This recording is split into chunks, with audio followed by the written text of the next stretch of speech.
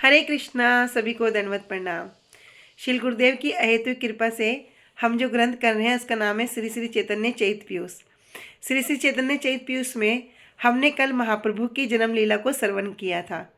अब तक महाप्रभु का जन्म हो चुका है और अभी भगवान क्या कर रहे हैं, घुटनों के बल चलकर पैरों में अपने छोटे छोटे नुपुर को क्या करते हैं, कभी कभी नुपुर ध्वनि सची माता और जगन्नाथ मिश्र को सुनाई देती है।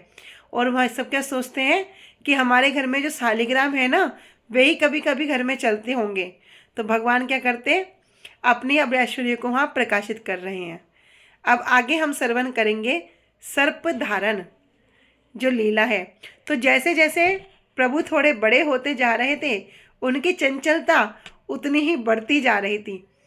सची श्री सची माता के लिए उन्हें संभालना भी बड़ा कठिन हो गया। कभी कभी क्या करते प्रभु, आग की ओर जाने लगते, तो कभी कुत्ते को पकड़ लेते और उसके मुख में अपना हाथ डाल देते। एक दिन क्या हुआ, और वो कुत्ता भी क्या करता, कुत्ता भी वहाँ चुपचाप बैठा रहता। एक दिन क्या हुआ, प्रभु आंगन में खेल रहे थे, छोटे से निमाई अभी आंगन में खेल रहे हैं। तो श्री सची माता ने क्या किया, घर के भीतर अनेक अनेक कार्य में व्यस्त थी। उसी समय क्या हुआ, कहीं से एक बड़ा भयंकर काला सांप वहां पर रेंगता हुआ आंगन में आ गया। जैसे ही निमाई ने, जैसे ही महाप्रभु ने उसको देखा, उस पर नजर पड़ी, तुरंत घुटनों के बल क्या हुआ, तेजी से उसके पास जाने लगे और उसके पास पहुंच गए। सांप भी चुपचाप कुंडली मारकर फन उठाकर बैठ गया।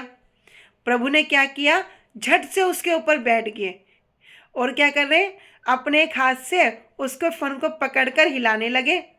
इतने में ही सची माता निमाई को ढूंढती हुई आई और देखने लगी कि ये नटखट निमाई अब क्या कर रहा है। तो निमाई को ढूंढने लगी। जैसे ही सची मैया बाहर आई तो सांप पर सची माता की नज़र पड़ी और सांप पर क्या कर रहे, निमाई सांप के ऊपर बैठे हैं और फन को पकड़ रखा है। तो मैया तो इस प्रकार देखकर बड़ी व्याकुल हो उठी, अत्यंत आश्चर्यचकित हो गई। उनका चेहरा भी डर के कारण पीला पड़ गया। वे अपने लाडले पुत्र को बचाने के लिए चिल्लाने लगी और क्या कर रही, श्रप की ओर दौड़ रही हैं। तो वास्तव में वह कोई साधारण श्रप नहीं था, बल्कि स्वयं शेषनाग जी थे।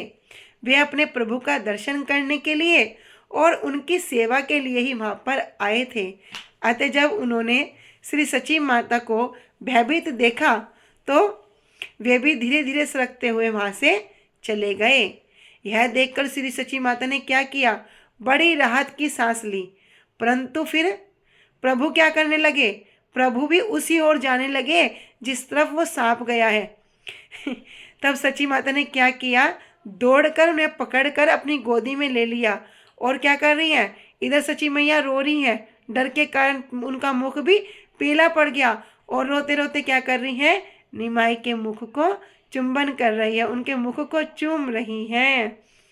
तो आज की जो लीला है सर्प लीला, इसको हमने संक्षेप में श्रवण किया। ठीक है, हरे कृष्णा सभी को।